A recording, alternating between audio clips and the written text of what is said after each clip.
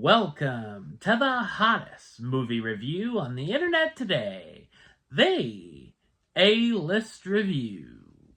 I am your host, the Game Changer, Wes Troop, and it's time to go back to the theater. And it's a wedding like no other. My review of the 2025 romantic comedy drama remake, The Wedding Banquet, coming up now.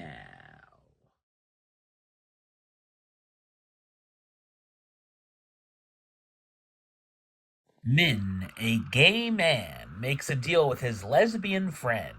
A green card marriage for him in exchange for in vitro fertilization treatments for her. Plans evolve as Min's grandmother surprises them with a Korean wedding banquet. So, what did I think of The Wedding Banquet? I thought it's a heartfelt and entertaining romantic comedy. It's a remake of the 1993 Ang Lee film of the same name. This version is directed by Andrew Ahn, who's best known for directing films such as Spa Night, Driveways, and Fire Island. The film definitely gravitates more towards being a drama than a comedy, and feels like more of a character study. It gives us a deep dive into the relationships of Angela and Lee, a lesbian couple, and Chris and Min, their best friends who are a gay couple that live in Lee's garage. We see what's happening next with them, from having mixed feelings about marriage to wanting to start a family. Min is part of a wealthy Korean family whose visa is set to expire, and Chris doesn't want to get married. Min also must deal with his homophobic grandfather disowning him if he comes out to his family. Meanwhile, Lee has a second unsuccessful round of IVF and isn't sure if her and Angela can afford a third and final try. Min brainstorms the wild idea of marrying Angela for the visa, and he would have enough money to pay for the couple's IVF in exchange. The characters agree to the terms, but the visit of Min's grandmother throws a monkey wrench into the plans with a grand wedding. Things turn out a bit differently than you might expect in some aspects, and there are a handful of surprises along the way.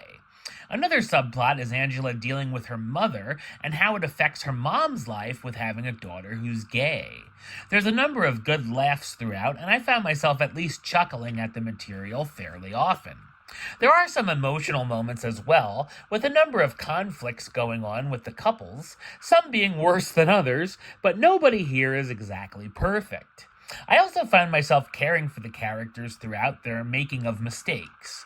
The cast does a fine job, starring Kelly Marie Tran as Angela Chen, the gay woman set to marry her friend in the scheme they've hatched, Lily Gladstone as Lee, Angela's partner who's set to undergo their final shot at IVF, Bowen Yang as Chris, Angela's best friend who's a procrastinator and isn't ready for marriage, Han Ji Chen as Min, Chris's longtime boyfriend who's a Korean student artist, Joan Chen as May, Angela's mother who's become an award-winning member of the local P-Flag chapter, and Yuh-jung as Jae-young, Min's grandmother who comes for a surprise visit. The Wedding Banquet is a crowd-pleasing remake that is given an energetic boost from its talented cast.